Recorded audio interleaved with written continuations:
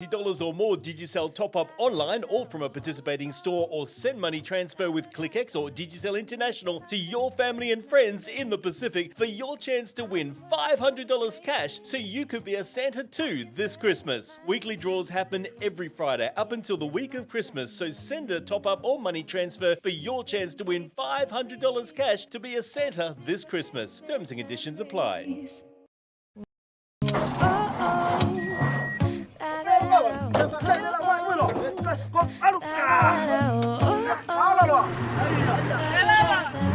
Making our Christmas memories. And this is my favorite holiday. Ale, Merry Christmas.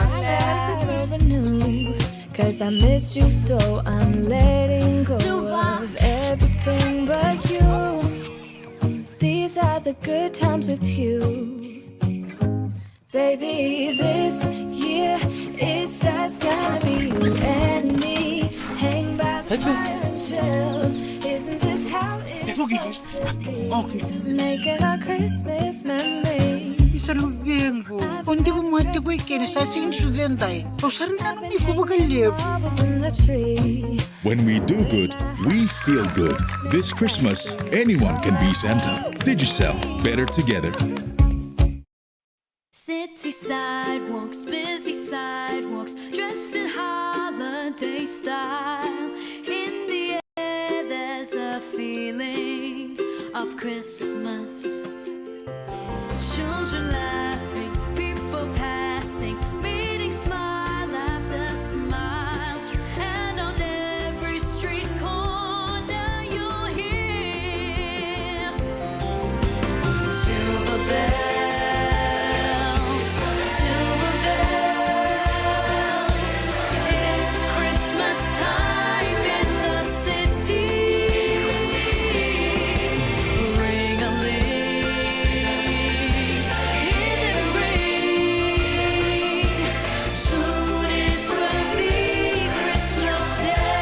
Celebrate this Christmas. Come together and be extraordinary.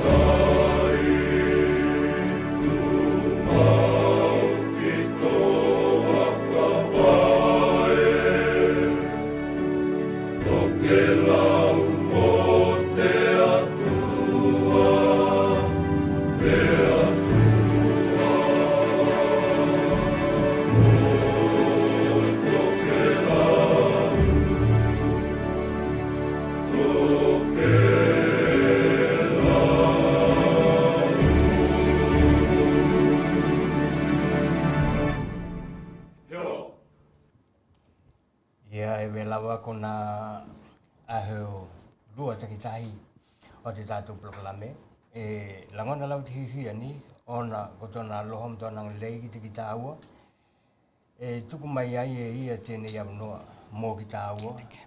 Ke kawatu ai ma tamuhai tuai nā tautuanga a te whatotonga Tokelau. Kai e weho ki lā ki te taimi tēnei, e whakatalo hatu ai ki te mamalu o te uluhina Tokelau. Wena hoki kaukau na te tua i o hata hai tau lang kehe. Ia kai wena hoki. E tāpua kinga te mana ma mātua i loto ka inga. Peko hea lau te hokalonglo mai kou lua Tokelau. E whakatalo hatu te hatotonga Tokelau mō kou lua. Ka ko te talo ke mau pē kou lua te ola mo te malohi. Ia ka hai hoki e he katoto te malohi i tēnei waitau. Ke lohe te tua ke wena. Ona he heoni atu ke tā hita mau tā wale. Ke hoka malolo ki tā ua i tu ai hoki. Mana he malohi o ki tā ua.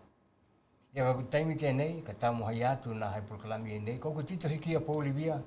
Ka tāmu hai atu mo te malo kulua te hai hoki ma tātou proklami. Tārohani.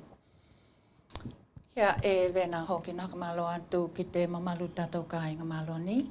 E whia lava te anganga kua toi hui loa ki tātou mo te whia tēnei ahe a luhulu walu te mahina o Novema. Lua ahe luhulu tolu. E hokatalo atu ai ki e te koulua Tokelau ka haia mai e te tātou pehe mua. E hokai loa atu ki te mamalu tātou ka inga e tuhi ai hoki ma tātou polokalame. Ko te tātou polokalame tahi ahi nei e kina tāpana penanga. E i lawa te anganga hui ni awa ka mai mai tātou pehe mua kua i hea wanoa ngali kua kau no mai mō ke māua na kau kau na tohotonga Tokelau e nā hiui e Tokelau na malanga atu ki nā takalonga te Pasifika i haute. Kai ka ko heki tuku atu la te taratanoanga tēnei lunga tātou polokalami taimi tēnei hokalongolonga mai ko ki te pehe tēnei ke tālaloa ki ai tātou ahi oi kua kāmatai hoki tātou taratanoanga mana tuangane peni tamana peni whana hoki ki e te koulua. Ko toko ingoa ko hieni holangi hekia whakatalo atu mo koulua tēnei tūla ahi. Tua i ahu, e mamai ai o kotopuna makupele. E hiko wau i nā utua e huia. Mai te utua whenua loa, ki te utua te hapuka. He leka atu ki te utua whao. Toa ka ihoa ki te utua o te oki, ka hoka ihoa ki te utua o whale. Ko toko nama, e tō kana mālie. E titi au i lau matangi e huia. E hau mālu, e hea wili, e heta la hoki. Ko te malai o te tinimu, ko te ahuena a te limato. Ko toko malai hono, ko te lotala. Ko loma loma, ko toko halamaki.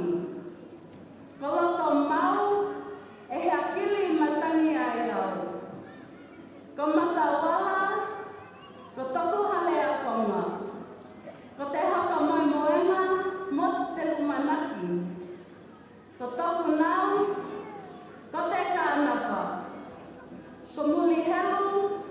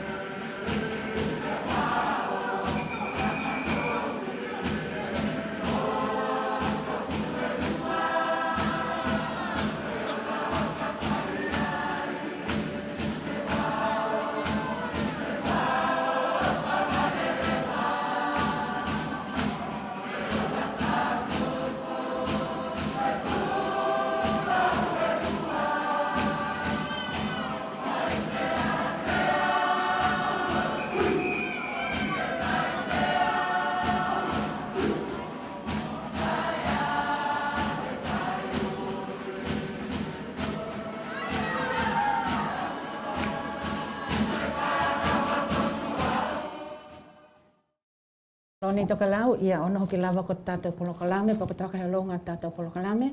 Ko te mumua e hakahui e whia hakawhetai atu ki te uhi o ki ala pai ki hona ki te hakaonganga o tana tamawiri o tēnei ke teu ai hoki tātou polokalame tēnei tūlahi ahi. Kai Tokelau, ko te taimi tēnei e vea na mātau mai ko lua, e ke nā hiu e Tokelau na malanga ki nā tahaonga te Pasifika hiau te atu Holomona. Ia i te taimi la tēnei, ka kohe ki hakamalo atu ki nā tamana pa ko nā tōngani, pa ko nā whanau hoki e nei, i te tamana tēnei ki o te nali o heho, e vena hoki mai lai manu, ke matamata ko ki tātou, ki te tamawiri o tēnei, i te taimi o te whakawhailoa kinga o nā kau takitahi i te atu Holomona, kai matamata. Tickets to stand roadside, enjoy all the action on the screens as we welcome one of the smaller nations, Tokelau. And again, Lisa, another example of the beautiful cultural diversity of the Solomon Islands with our placard holder there. Most definitely, we'll be able to see more of the cultural elements of Solomon Islands later on in tonight's ceremony. But the weather is perfect. We had a total opposite last weekend, but it's perfect tonight. Well, from one of the biggest teams in Tahiti to one of the smallest in Tokelau, small island territory of New Zealand, with a unique relationship with the Pacific Games. Great to see them here, Brendan. Despite their size and stature, they have a proud Pacific identity that they're sharing with us here in the stadium and all across the broadcast. Indeed, and they're probably lamenting, like some of the other smaller countries as well, the fact that there's no lawn bowls here.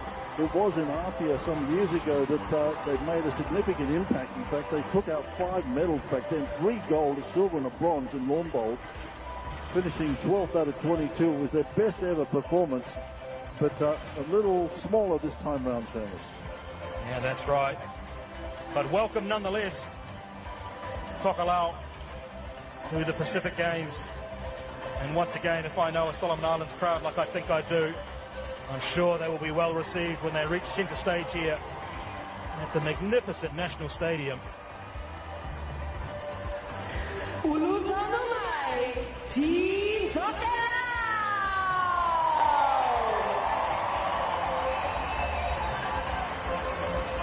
And there it is, Ulutonumai indeed, Team Tokelau.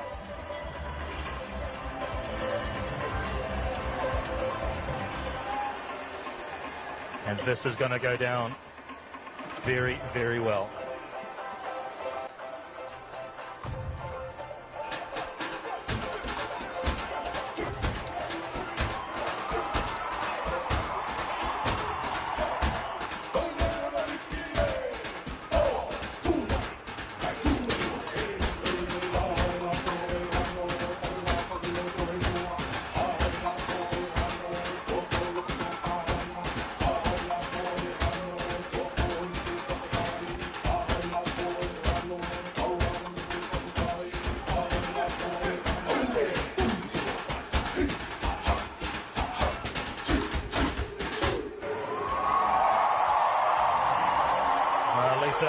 Great again to see. I mean, keep making the point, the diversity of the Pacific. Wonderful, isn't it? Yes, it's the two-man performance for Tokelau. They turn to the other side of the stadium to acknowledge the crowd that is sitting on the other end, the eastern end of the stadium.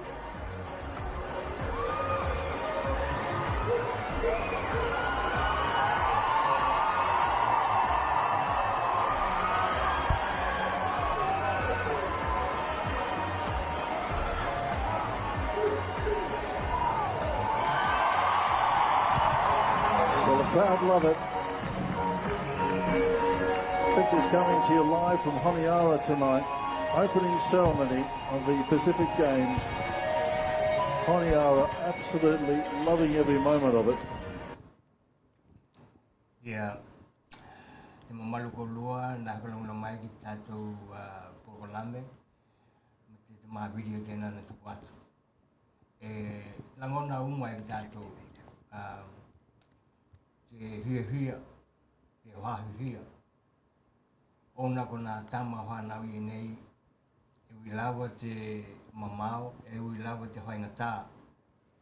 O nā tau mahainga i nei, te ko ki la ua ko kakau, mamao ki he wenua wenei. E hoka ali ai te anga nuko Tokelau, ma nā tau mahainga, ko mahai e ki la ua. Mai, e wikia te aloha te tu. Ki tona aloha ma tona ngalilei, ki te hoki ma te hakata ua, i nā hoa nau i nei ki te koulua, peni iuhi o hoki, ki te olo mamao ki he henua we ia, ke hoka ea te huka Tokelau, mai e we lawa ana mata ma ki kila mai koulua ki te video tenei, e we lawa ki te haka kupunga, ulu tonu mai. Ko tēnā hoki, te hakataloho atu a te hatotonga Tokelau ki te koulua na auheo, ulu tonu mai ki loto te tātou talatala noanga tēnei a tonu. E iei ni he hili hoki e hui e tuku atu ki te koulua, ke hokalongolongo mai te mamalu o Tokelau, ke hokalongolongo mai mata mai ki tātou kulokalame. E hokataloho atu ai ki te koulua na auheo, kia Tenali, ia Sepa, ia wena hoki, i lai ele kana manu. Hakataloho atu ki te koulua te hotonga Tokelau. Taloho ni? Maloni.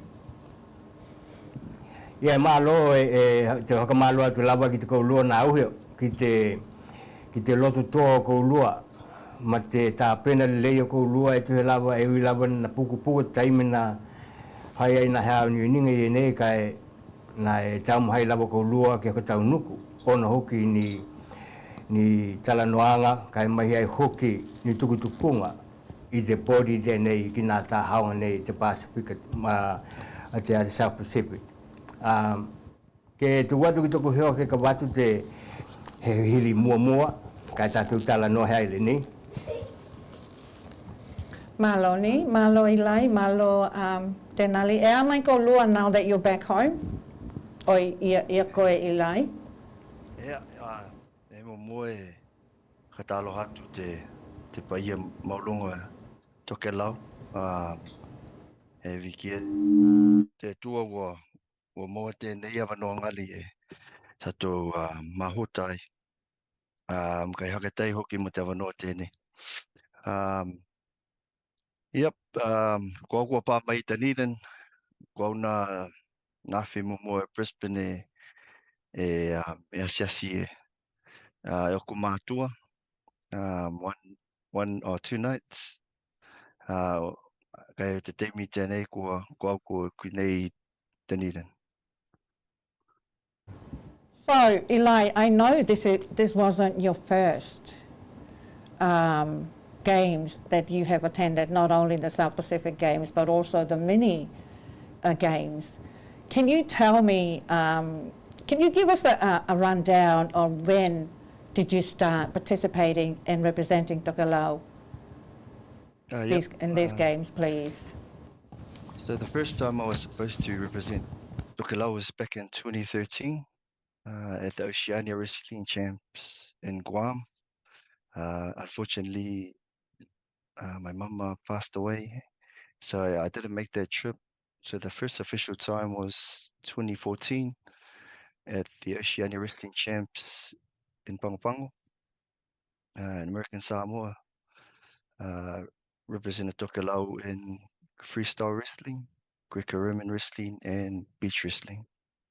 I've also represented Tokelau 2015, Oceania Champs in Marshall Islands, 2016 Oceania Champs in Hamilton, 2017 Pacific Mini Games in Vanuatu, 2019 Pacific Games Samoa, and the games we just had 2023 Solomon Islands. Wow, what a long line of history! What a history! So In comparison to the last trip at the Solomon Islands, how did you find it this time around, knowing that you are obviously experienced in what you do, representing Tokelau in wrestling or judo? Yep. So judo is a relatively new sport to me.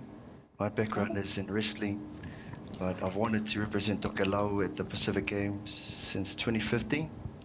And since 2015, up until now, there's been no wrestling. So taking up judo has been an opportunity to represent Tokelau. There are similarities in the sport, but at the same time, they're completely different sports.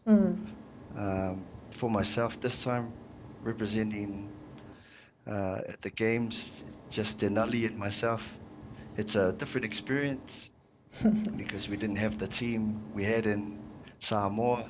We had a big team Tokelau. I wasn't planning to compete at these games because of injuries. I hadn't been training over COVID, and basically I wasn't in a position to compete. Right. Being contacted by the Pacific Games, no Tokelau representation. They really wanted an athlete to go. The first person popped into my mind was Denali. Right. So I contacted Denali and I said, basically, if you would like to come over and support, we can take a team for Tokelau. Right. We don't have much time, about 7 weeks to train. So, and I know Denali's just recently had a baby their time, so I was asking a big commitment from him as well to come and support me. But straight away, Denali just said, brother, I'll come and support you. Right. So to me, it gave me a lot of confidence going over to Solomon Islands, knowing that I had Denali. And yeah, we did our best over there to represent our islands. So when you knew you were going to the Solomon Islands, do you think you had enough time to train, the 7 weeks you mentioned? With all martial arts, there needs to be a consistency to the training. Yeah. At the time when I was contacted, I was 96 kilos. In Samoa in 2019, I competed in under 73 kilos. So for me to make the weight, 81 kilos, I aimed for in 6-7 weeks. It took a lot of discipline in terms of diet, training every day to bring the weight down and try and get my fitness up as much as possible. Right. Had a few injuries leading up, but I'm just grateful to God that I was able to get through the games without any serious injuries. So, yeah. So how many more years do you have until you retire? Because you're still young. Yeah. So I'm just knocking on the door of 40. For me, going to these games, it was a heavy thing on my heart to not have Tokelau represented at these games.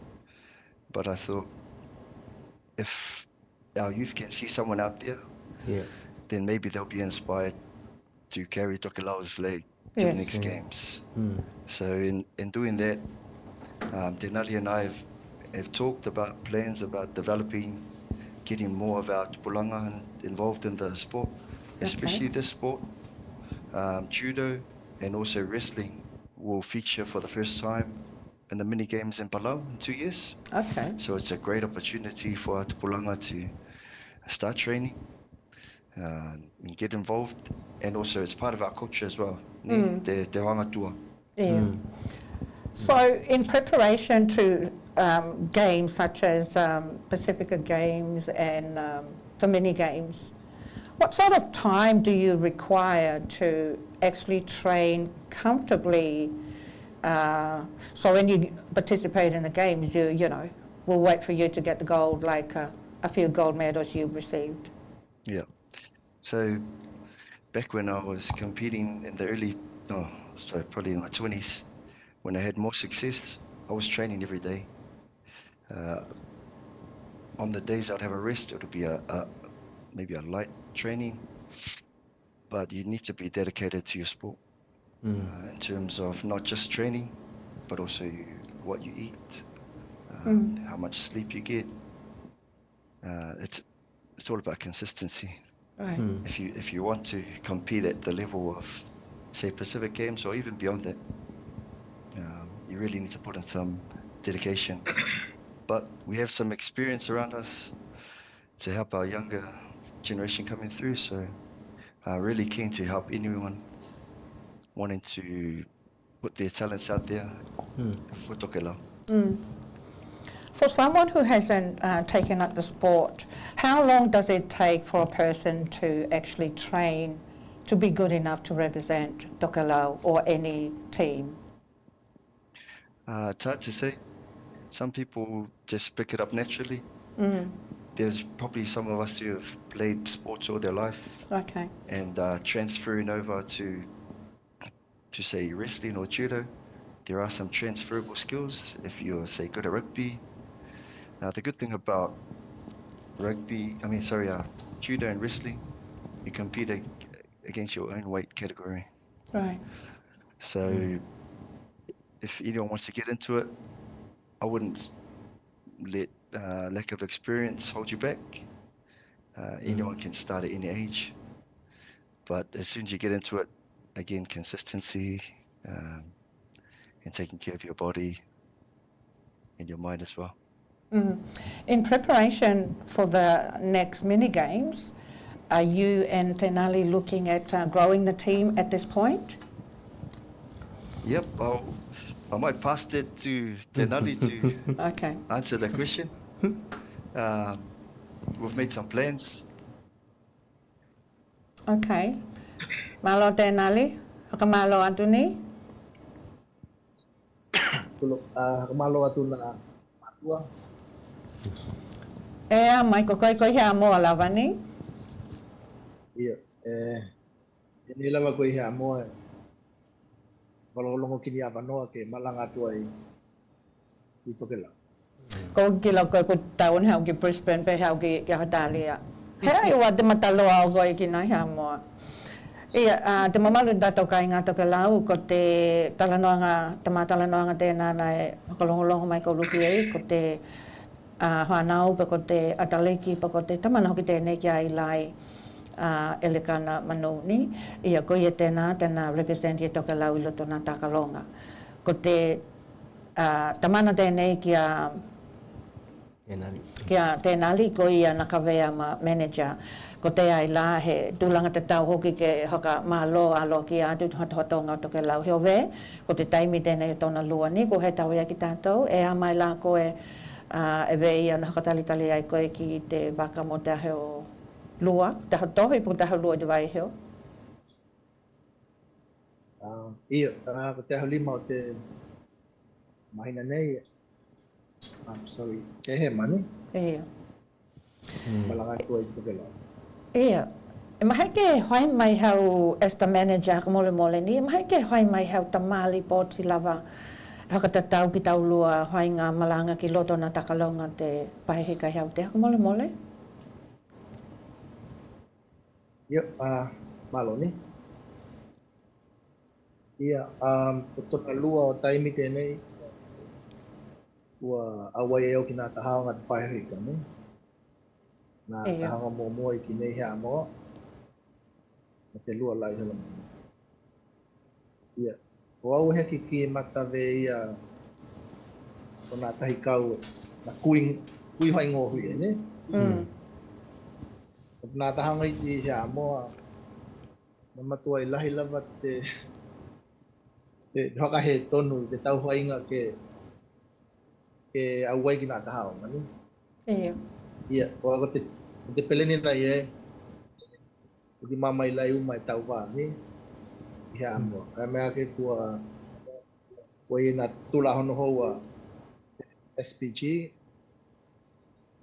he mahi koe ki tāhao i he nua tāhao i hei te koe te passport. Okay. Ia, ko mana tua te. Tēnā la. Ia. Ia. Ia. Ia nai kita lele na loto vai tai mi te na ka ko. Ai laki te vai tai o te ia ilai. Na ia mana kia mai au ke hawa ka vea mana hai au na. Ki mata mai te hulu iwa. Ni tau hanga la tēnā. Ia, o tau hanga nei, na heki ki mata, i te tūlanga te tau ki mata ai, nā tāpena penanga, te tamata kalo, makatahi ma te hea uninga te balanga ke hiki ki Solomon. Kai haka he tai, na mahai lava ke mai hoi maali ia nau mahoki lava te na nau mahoi ngana na tahanga na alo tiki ko te mea hili ni ko te mea hili ko lona malanga ki te atu Solomona e lava e vei e hakalongo atu na ye ni tama lave hoki kai i hau i tau kiki la ni e tu hau hoki ma te hakatahi atu ko lua nei kua malanga ki Solomona. Mai la ke hea wali ko e hakatala noa mai mātou na wala na kuia ko lua ka ko heki papa ko lua ki Solomona ni ani me na tutupu i Solomona mana i tu e na ka ko heki ka matana ta haonga ka mole. Ia, hai tai peri. Velo ko te le atu ai lai te ki matanga ni to nai hei ni mahaunga e olo ki Solomona. Ka ko ho heki te longo mai e te uhi ki ai. He kau ma Tokelau e hanu ki Solomona. O le mai ai kua maua te awanoa. Wa i hoki te hakatupenga e mahi ke hani ki te au hai e olo. Ki te kuia tula mai hea moa e ki nei. Te pāki Solomona ma te tōni lumu. Ia nā o ka talanoa langa hoki la ki te nā hiu e te mālo te e ki la nā kautahau Tokelau. Ni ke ie ko he ta maheo heo ninga lawa. Ia, nā mahai lawa la ke ie te heo ninga he leni. Te tonga mai ngā toko pahe ke heo au ki hea moa. Ma taku noho i lunga i hea moa. Ka bea nā hoki la te wala atu ke pāki Solomona. Ia, tō mā pātunga ki Solomona e kehau ki te whenua, ni? Ia, pātu ki māua, ua hiu te mea tau ki kila ki e tino ke tū mai, mai saine e tuhi mai Tokelau. Ia, o mai te kau tū walu olo, o mai te kau ki lipati olo, au ki maa kutu tūla, mai le tau ki ai. Tā he leka atu vea ia, ki tau ki kila atu pei he tino e mai ke hoi ke tuku maheo heo aninga. Ia, ua helo nā kau, ua helo nā kau, maa koe nono. A kila tula vau ka ei te tino vea ia, vea hoka tonu tonu, ni? Ai le tau ki ai la. Tēnei tino e tauna, hoi tala ki tā. Ololo ke mau ke hoi tala ki e. Ia, hoi tala ke mau, tau ki telehoni, viliko, ale amai. Ia, te la ka hau tino ke drop ko uo. Ia, o ea teo ki mau, tā vale. O ea teo ki mau, ko te tino ki te nei, e ko ia te ia, veko te hiu Solomona, e ia ki kila nā tino e watu i nā whenua ke hoi te tiuko, no? Tā hoi. Hei ai loa hoki, pako ki mau ai no noho i hoa.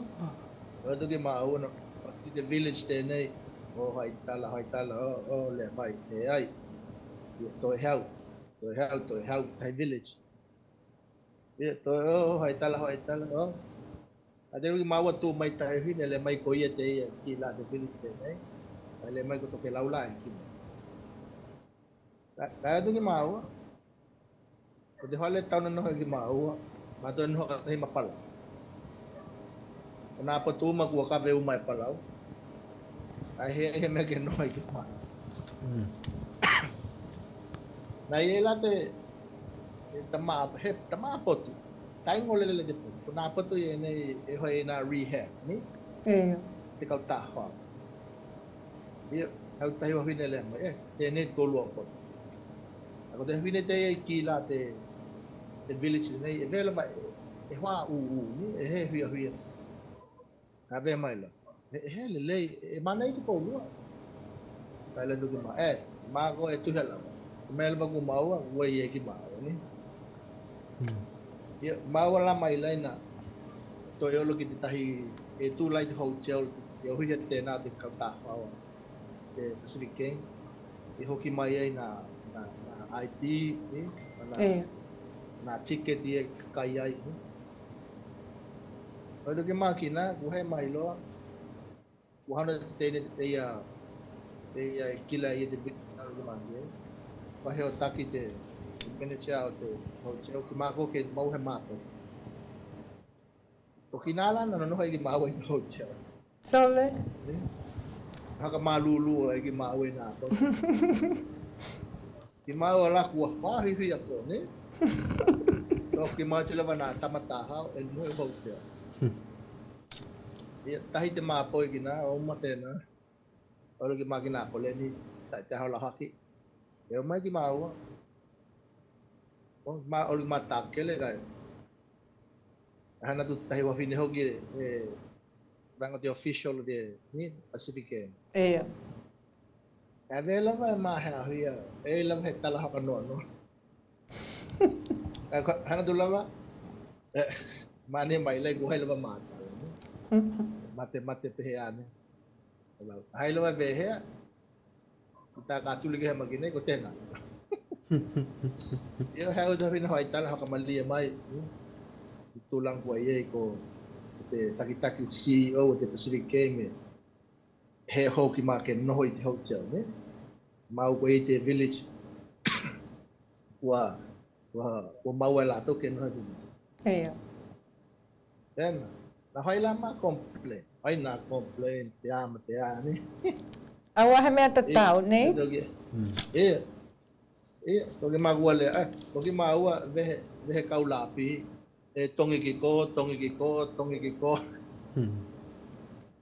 ele o ki la mai o ko tahi te ma poi ki ne ka me ka me ki tena ki nala na ka be ki ma o ki te kongala tena te compost ni he police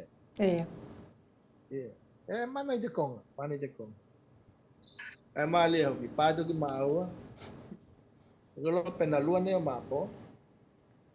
Atau tua tu dah habis ni ote, ikilai ote, ni the village. Kalau mana? Malia ko, kalau ko dia make it type foto. Awak tay je nak dia help kini. Lihat tu dia ilai. Kau tahu, aku dah tahu nama awak tahu. Kita lah yang nama nak lo kita kiri, lupa lo. Pernah tu pau ni, bukan tu pau je tahi kiri orang mak apa main ini. Halo. Iya.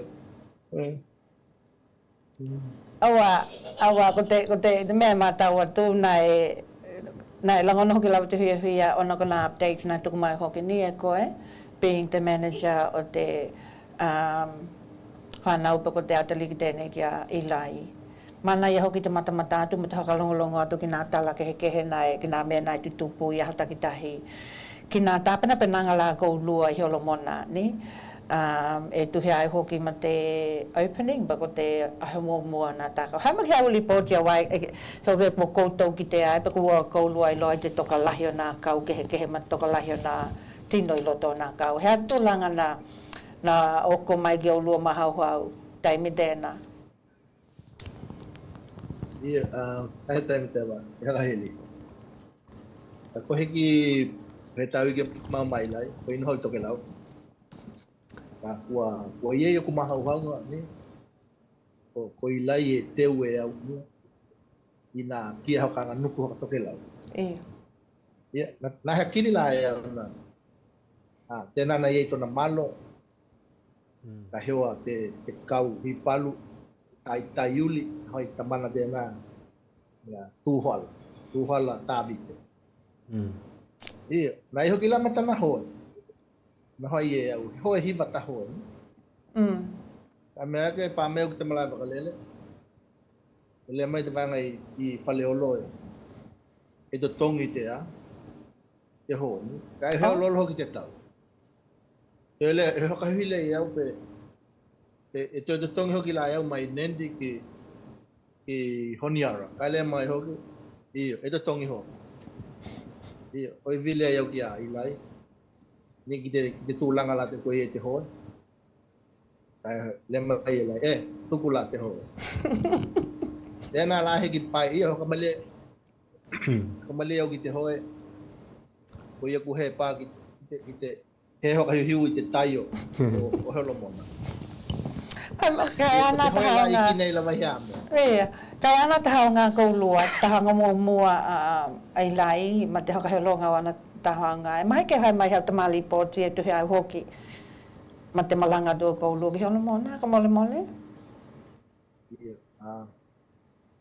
o tulanga na tahanga na la hele to ku popole ki ai lai ona e hau he konga malulu ai hau ta hau he konga pitu hilo na vela ko helo mona e vela tu ia I helo mona I Tokelau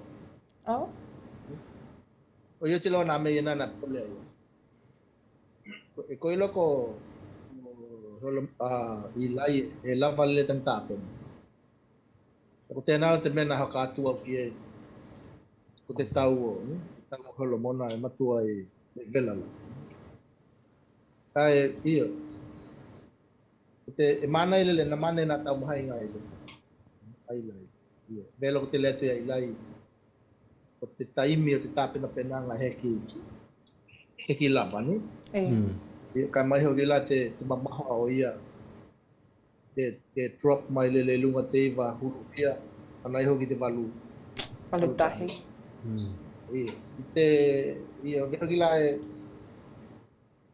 ko to lo ko gina ta hau I ni hui lai te mixed martial art ko te hau kila lo pauna he tahi vaenga ho gila te na toke he ai to malo ka mai he time puku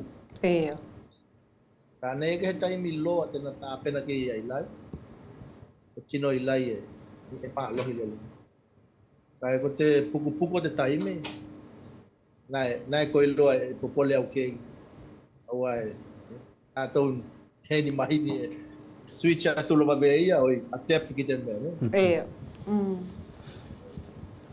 ni ki langa ma ko lua tenali for the future kina tahaonga kai mai he ia na tahaonga ia nai haka tau no ko I Palau ka mole mole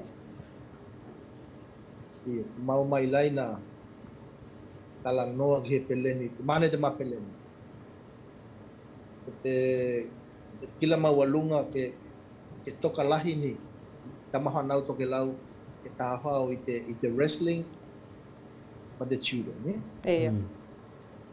Oa maua nei koi hoka maa ke lava ona lava he chino ke o mai ke kapete ingoa Tokelau te lava koi tahao e mau kai te mapeleni tamahai ke tuku hoka tahi ki nei hoanau Tokelau I lunga Tokelau intalehi ki te judo po te wrestling oi piki mai ai lahe he vai na hoanau ke o mai compete I Palau mon kila tau lai e nei e hui a hove ia hui a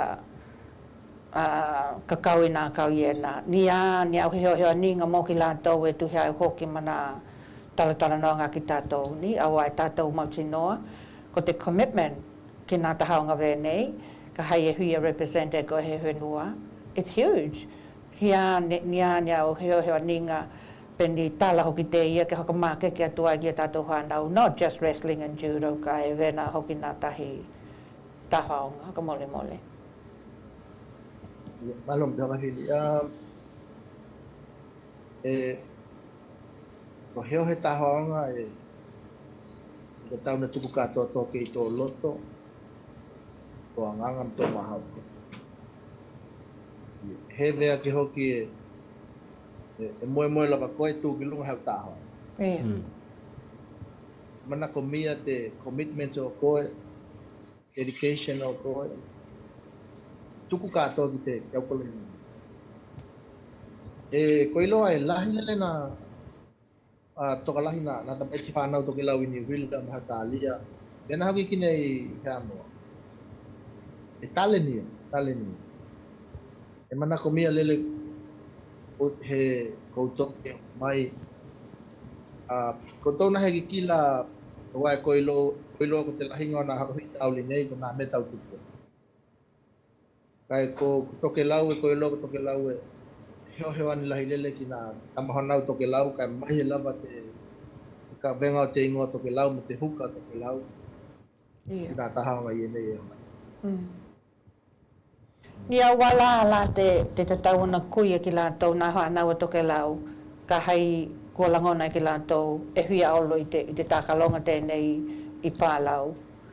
Bearing in mind e lua tauhanga nei ka tāpena i kaulua.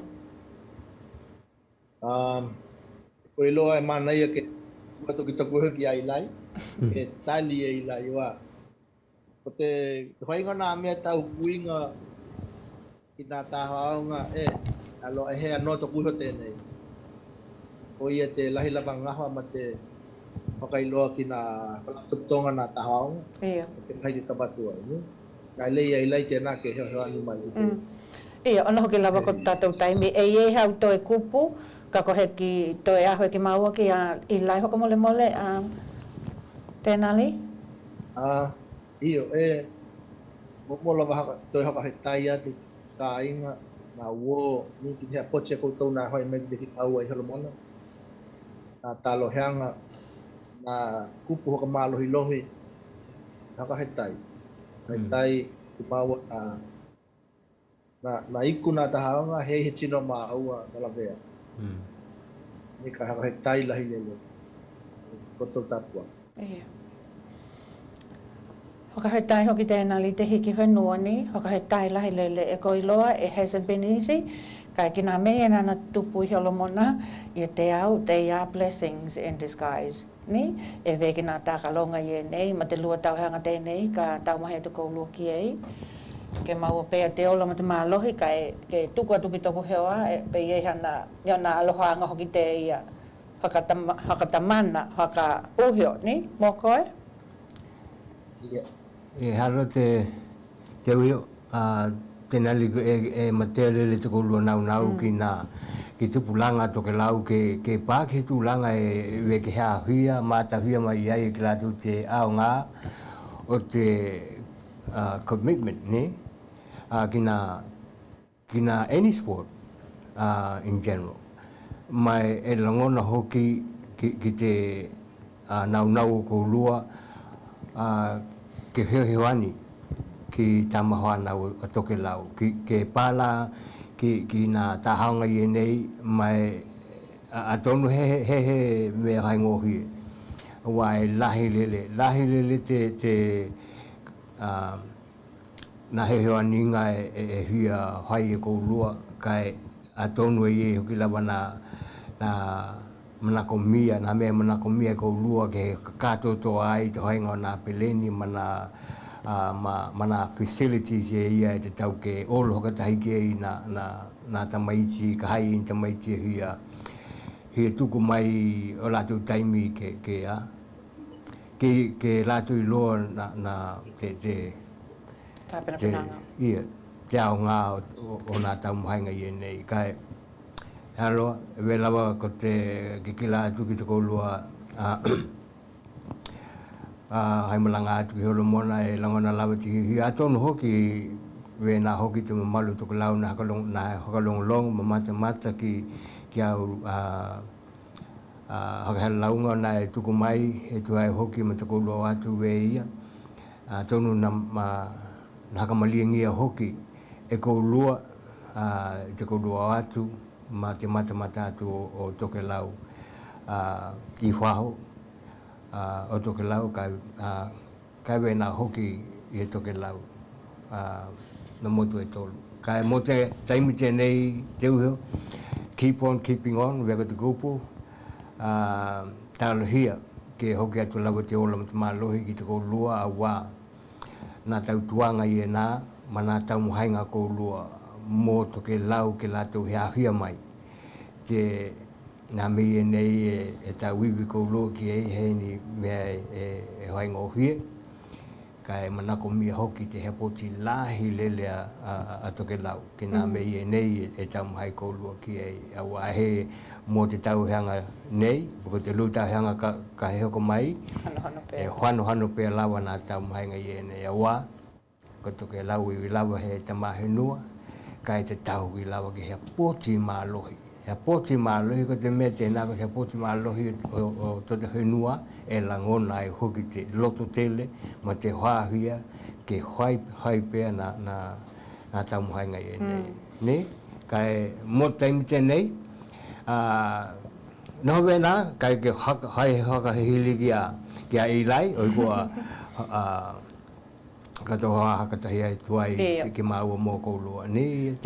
So back to you, Eli.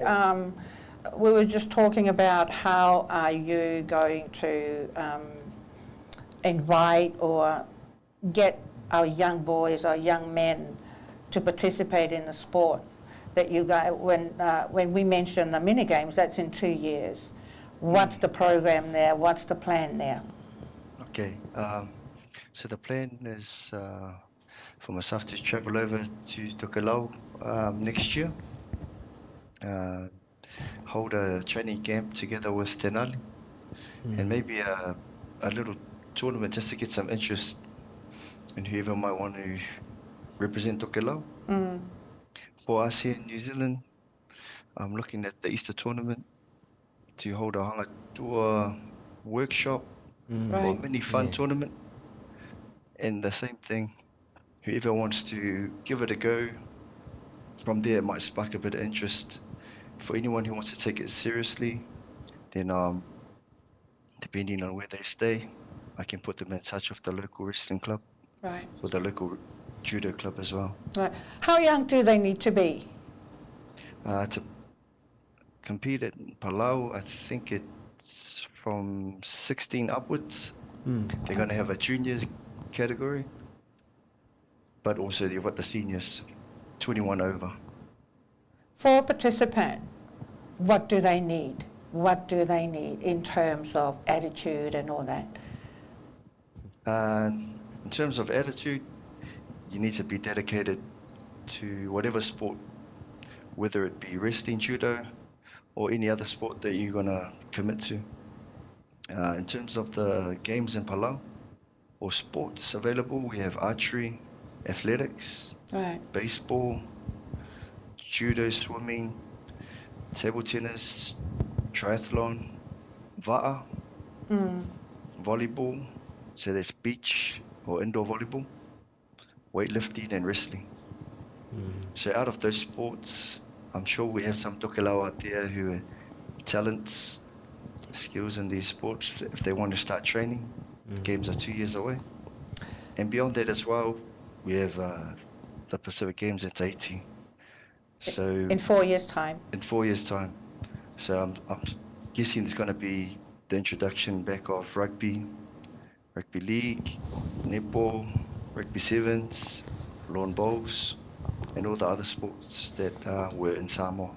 Yeah, because I know that we were very, with our lawn bowls, you know, we did receive quite a few, what do you call it? Medals. So what attitude can I bring on the table for you to be able, for me to be able to learn a lot more than I know? Yeah. So for those living outside of Tokelau who have access to lawn bowls clubs and some of the other sports I mentioned, like netball, rugby, again, getting involved in at grassroots level, just going to join the club and going from there. It can be a big task when you think of you want to go straight to Pacific Games. I would recommend start small, into the local competitions. As you start to build experience, skills, then you might want to compete at national level. Right. And then from there, you progress on to Pacific Games. What about you, Eli? Where to from today? For me personally, I really want to develop the next generation coming through. Okay. A lot of the time it's just promoting the sport. You can only do so much in terms of bringing people towards the sport, but people have to take on the challenge themselves. In terms of support, we have Nadi and Tokelau, myself here in New Zealand, and if anyone's in Australia or anywhere else in the world, Right. just get in touch. We can put you in touch with the right people. Any plans of coming to Australia or Brisbane for a visit? Yeah, so I mentioned mum and dad are there, my brothers are there, so I'm likely going to come back to Brisbane, and if I do, I'll definitely hold a workshop. Yeah. And if you do, we'll definitely bring you to our studio. Right? Yeah, for sure. And please do let us know. Yeah. Yeah, we'll do. Yeah, hello, Nauhio. Before my husband says his last words, so can people contact you, Eli, if they are interested and they're so far away from you and Yep. Denali, if they're interested?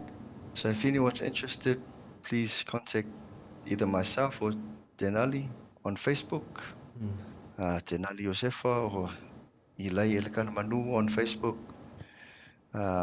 Just send a private message. Let us know your plans, whether it's for yourself or for your kids. You want them to get involved in the sport, then we can sort out a plan from there. Right. Anything else you want to say before we say goodbye? Just a big okay, te lahi lele. Mo ki lato na haputi mai ki maua ma tamana ki a Denali on during the games, all the comments and messages.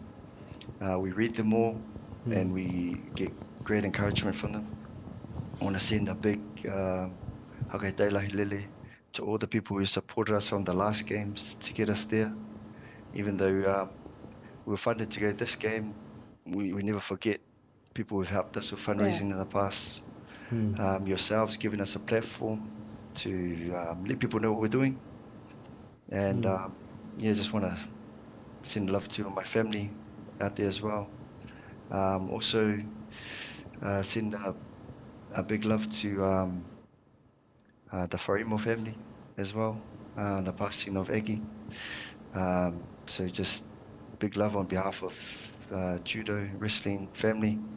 Eggie was a proud Tokelau, represented us at the Pacific Games in the netball in Samoa, so it's a big loss for our community. Yeah. Yeah.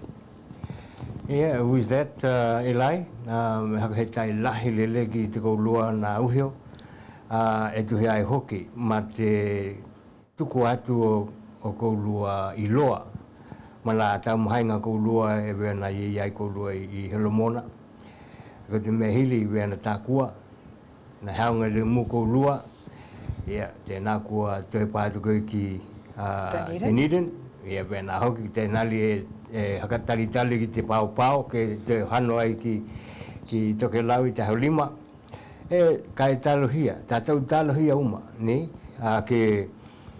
ki nā pileni e nā kua maho hau koulua ki ei, ki hakatau nuku e ia i tona hia, ma tona manuia, a wā ko nā taumuhainga uma i e nei, e wilawa e taumuhai ko koulua tēnei ka ke kila atu i Tokelau ki ei, i tukai ki nā tākalonga i e nei, kai e manu ia mai lele i Tokelau ki koulua taumuhainga, e hoai ona ko te manatu maulunga, ke hoka ea te huka Tokelau, te ingoa Tokelau, i nā mea mana konga e olo koulua represent ai i Tokelau.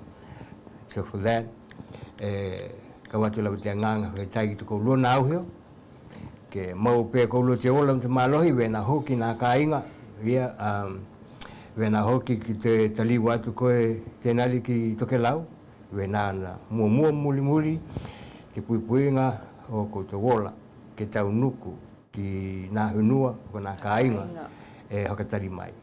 Wena hoki Ilai, e koe loko koe mihia o mātua te veana tākua heilo ati lele ko eiki nei i Brisbane, kai in time e te heilo aki ai ki tātou ni, kai mo taimi tēnei, hakato hati to hatatonga o Tokelau mo koulua, e manuia na taumuhainga, manuia hoki na peleni o na tauhanga i luma, ni? Tēnā li hui to e whakatoha mai koe? He tai. Iala, tēnā Tokelau, tēnā kua uma te talatala noanga a te hatatonga Tokelau mana uhi e nei, kai mo te malu ko lua, tātou talo hakatahi, ke tuku atu i e nei taumuhainga, ke manuia, a wā e manuia hakatahi unga i e Tokelau. Ne? Kai mo taimi tēnei, haka longolongo mai, ke tātou pehe hakatou wā e hoki.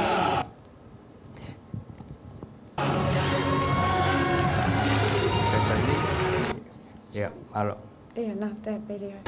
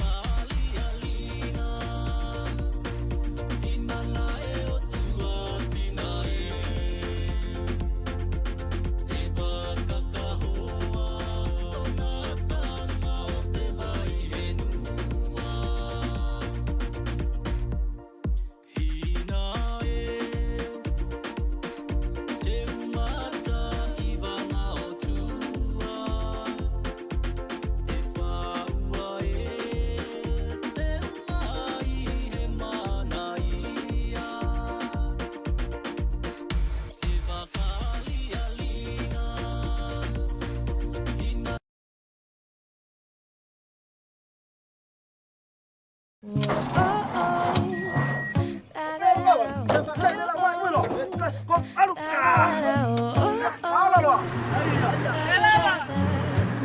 our Christmas memories. And this is my favorite holiday. Ale, Merry It's a Christmas. chance to start anew. 'Cause I missed you, so I'm letting go of everything but you. These are the good times with you. Baby, this year it's just gonna be you and me. Hang by the fire and chill. Isn't this how it's supposed to be? Making our Christmas memories. Isalubiengo. Onde ko mo ate ko ikene sa sing suzenday. O sarina no ko bagalye. When we do good, we feel good. This Christmas, anyone can be Santa. Digicel, better together. You can be a Santa too this Christmas with Digicel. Simply send $20 or more Digicel top-up online or from a participating store, or send money transfer with ClickX or Digicel International to your family and friends in the Pacific for your chance to win $500 cash, so you could be a Santa too this Christmas. Weekly draws happen every Friday up until the week of Christmas, so send a top-up or money transfer for your chance to win $500 cash to be a Santa this Christmas. Terms and conditions apply. Ia, Tokelau, he aloha. Mana ia ni te talatala noanga tēnei na haka henga maki mātou. E he ki taitailele ke o mana hehili kai ona hoki lava ko te muna hoki lava la e tala no hea e leni. Kai ko te taimi nei e ka matamata ki tātou ki te tamaata. Te ata tēnei he atana tāpena lava e i lai haka tatau ki te hoanga toa. Kai matamata mai ki nā taumuhainga i e nei. Tau, ka matai hanga tua Tokelau.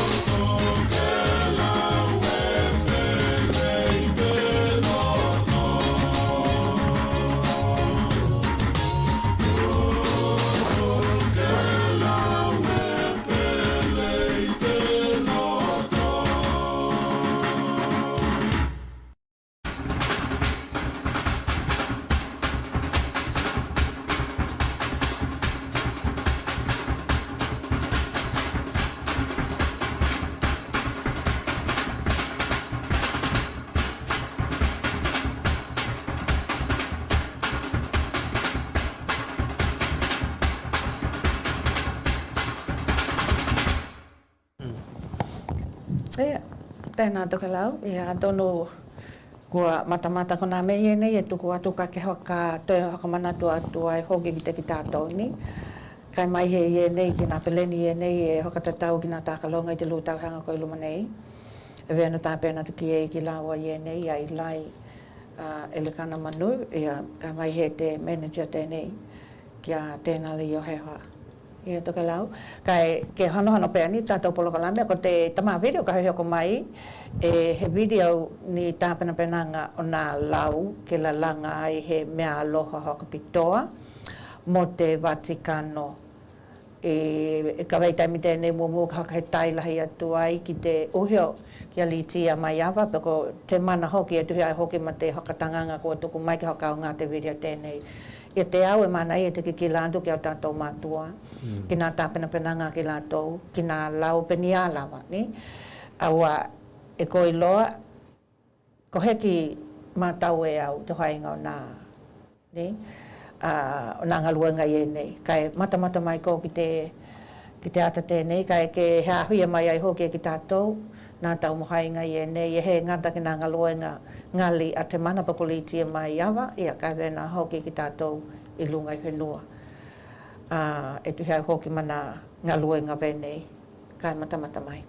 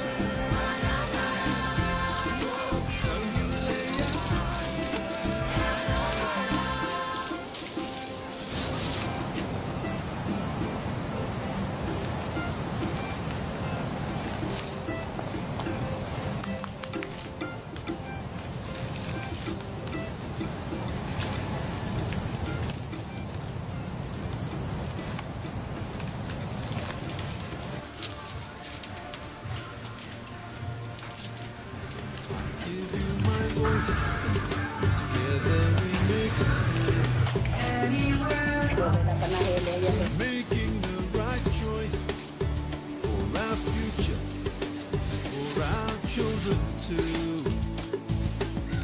Hear the cries of the ocean, cries of caution from our ancestors. Can't be defeated. United we can win.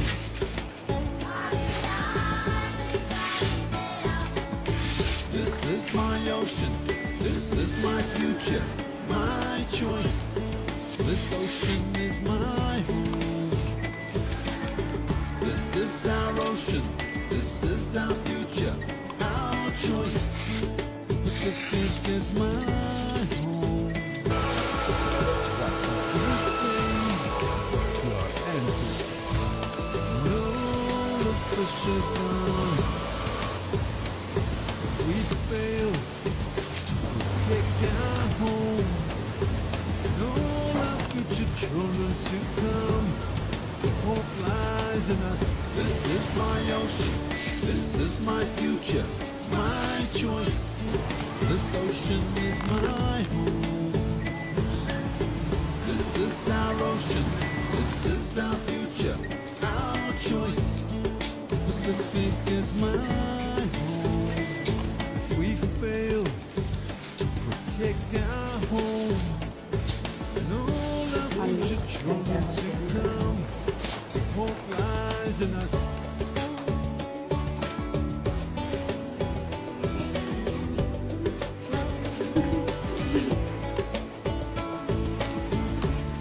I give you my voice. Together we make a stand. Making the right choice for our future, for our children. Hear the cries of the ocean, cries of caution from our ancestors. Can't be defeated. United we can win.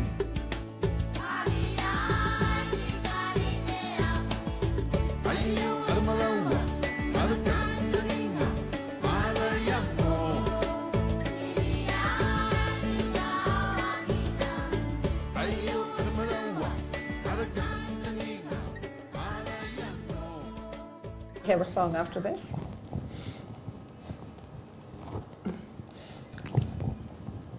Yeah, mata mai ko lua ki te a. Hai ko luna mata mai ki te a tako ki maua e mata ka e tau mahai oi mana tua na kupu ni na ingoa na veia ko te kuku ni na kupu vena ko te lahinga na kupu kua he mantua.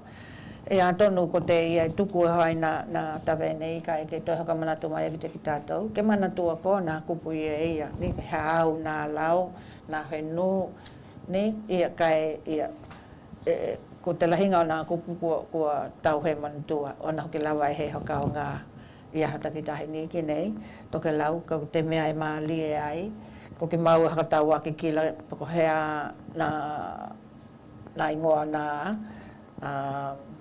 me hainga luenga i ni ko te mea tāua Tokelau ka hai lawa e ni tātou video e nei ho hoko lua ka hoka o ngā ki mau ai lunga tātou polokalame e mahai o ia ti lawa ka heo taki mai ki maua lea mai pehea tā ka ko te mea ko te tātou polokalame e teu lawa ki tātou ni kai heo veia ka tātou he tātou pehe haka tau wāmali ai hoki aua he koi lopa koi honai ho te tātou hiui mai nuku nonu te tamana tēnei ki a Mika Perez o na hoki kua lewa mali te maha katali atu kai haka longolongo mai ki tātou pehe tēnei.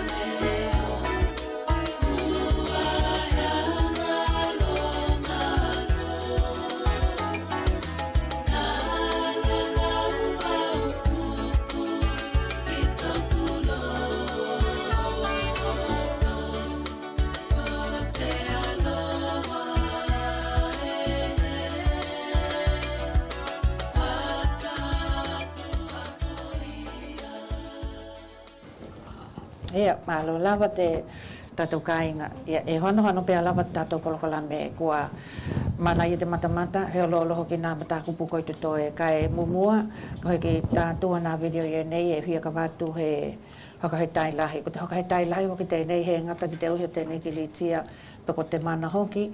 E vena hoki nā ko te ata tēnei ka tā. Ke matamata ki tātou ki ei nā tā pena tēnā te mua. E tuhi ai hoki mā lātou update e tuku mai vai aha takitahi ni. Kai hili te matamata mai ki te whatu pae a taho ma te tamali bōti tēnei.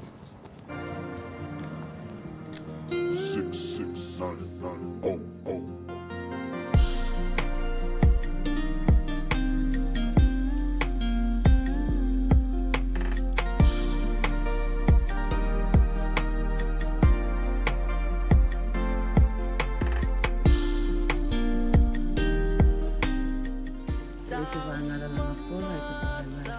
Pili te kola.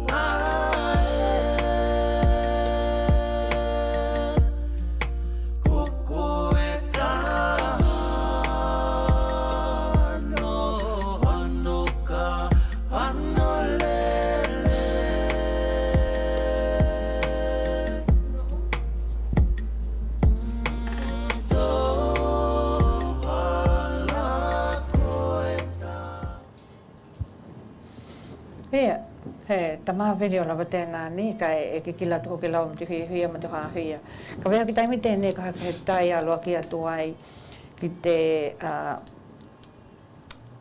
te hakamāloa tu ai hoke ki te taupulenga, tulau mua, te taupulenga o antahu. Wako ki ia te ia ia te nuhi pepa tēnei, te mua, ia kai mai he hoki la kou lua te kauhainga luenga ia muhia hakai. Vena hoki ma Joanne Vaya e tuhai hoki ma luanga luenga. Ia Tokelau ka haki tātou e kila ki te taimi, ia kua heo lava te taimi e te tauana hakatoa hai ki tātou ka e mumua, ke ka wea ko taimi tēnei mumua, ke whakahitai atu ai ki e te koulua, te mamalu tātou ka inga Tokelau. E iei na taumahainga ana kaukau nei e nei e mō koulua.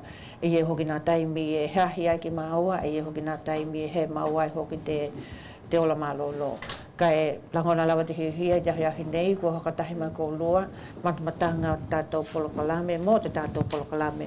Ka e ie hoki ni alohaanga i e nei e hui e tuku alo ki atu, mō nā whanau na malanga mai whaho o Brisbane. Ko te whanau tēnei ki a Seoul e tauti, na malanga mai i te Western Australia. Mō nā takalonga Indoor Netball Championship ve naka tau nuku ai te Under 12s. Ve nā hoki mo te whanau tēnei ki a Aloha a Petulau mua, ki a te Aloha ni, ko nā matua o ia e koi loa na e langona hoki lawa te hiuhia nā tauhanga i e nei, kua lewa hoki te tau mahai te whanau tēnei. Maloni ki nei hoki o koe i lunga Brisbane nei, i te kaua Townsville, te Under 14s Queensland. Ia, ko te hato nai tēnei, whakau mai nā tahaonga i nei, poko nā finals nā tahaonga i nei, mō ki tāua Tokelau i ki nei i Brisbane, mahai ki tātou na ola matamata i nā takalonga i nei, i te Springwood indoor netball venue i ki nā i Springwood ni. Ia, kai mōko lua te kau matamata, kai tai ni, kai tai te whakamālohi mai ki a tātou matamatanga. Ni he o nā kaukau nei e nei, kai mahe tōku tangata tēnei, hokau nganga o te ngangana, mole hakamangalo mai. Hawea ki tātou te tau i te vai hou. Kai, ka kohe ki hokatō hātu au, ko te tātou pehe hokatō hai jahi tēnei, ka watu ai nā lohoanga, pe mole tu ai nā lohoanga, nā kaukau nei e nei, pako te tātou polokalame o te hatohatonga Tokelau, ki te ka iha noa. Ka inga kono no tēnei, e we ona tākua mai, ma hakai lo mai hoki e nā tamana mana mātua ki te malanga hoki a te oti kua hakapauliti ai hoki i loto ka inga tātou i Pororua. Te ahawhine ki a eki wharaima, ke manui e tau malanga ni, nā ka inga e whakamālolohi atu ki te koutou ni, e aloloha atu hoki ki māua nā kaukau nei e nei. Mai te au, hia ni holani he kia, e hakatō hātu hoki koe, mō kou loi tahi ahu nei.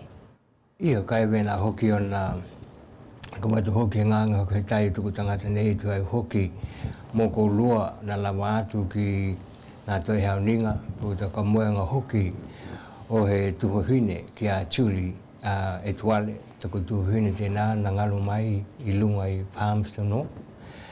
Mō kou lua hoki nā ka inga, hako he tai ni, hako he tai te hoi ka inga, hako he tai te hoi whanau. Hako he tai hoki ma nā mea uma nā hai e kou lua tu ai hoki te tōke hea te tuhuine i loto te kāinga. Ko te talo, ke mau pē koutou te ola mo te mālohi, i we nā hoki ke toi haka tūtū matu e ia, tōna manuia ki nā mea ko ngā ngāo ona. Ko te kila aloha ki te tuhuine tēnei ma tāna malanga. Ke aloha te tua, ke tuma pē te tua ki te koutou, ia he uma o te tātou tā hei lunga te harolangi nei. Kai mō taimi tēnei, e haka tōha atu tōku tangata nei ki te koulua, Tokelau, nei haka tahi mai lunga tātou page, kai mai hei hoki, mātamata mai, maka longo mai, kini tautuanga, ana kaukauna vai e nei. Ui lawa,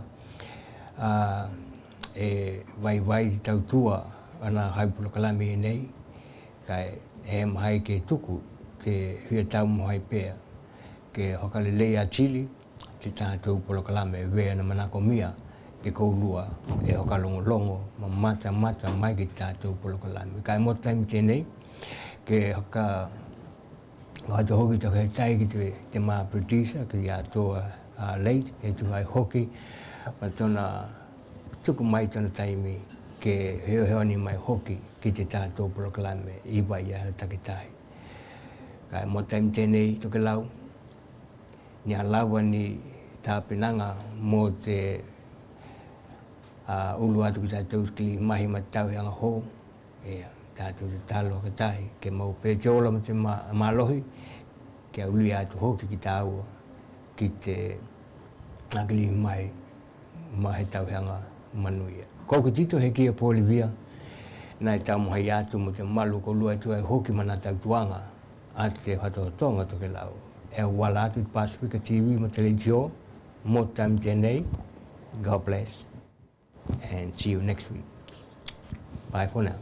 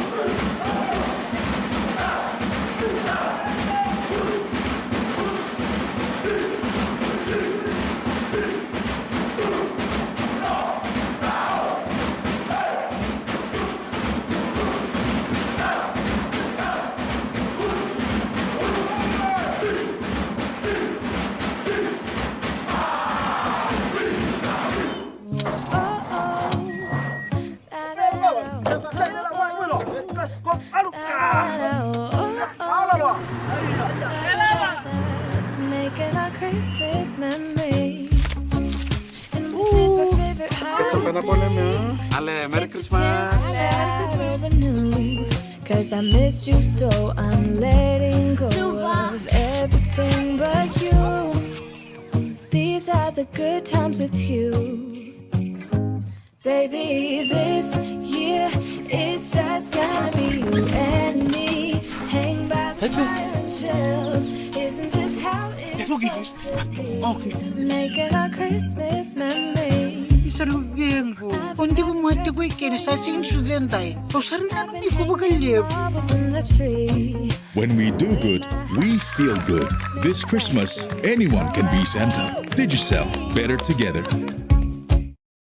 You can be a Santa too this Christmas with Digicel. Simply send $20 or more Digicel top-up online or from a participating store, or send money transfer with ClickX or Digicel International to your family and friends in the Pacific for your chance to win $500 cash, so you could be a Santa too this Christmas. Weekly draws happen every Friday up until the week of Christmas, so send a top-up or money transfer for your chance to win $500 cash to be a Santa this Christmas. Terms and conditions apply.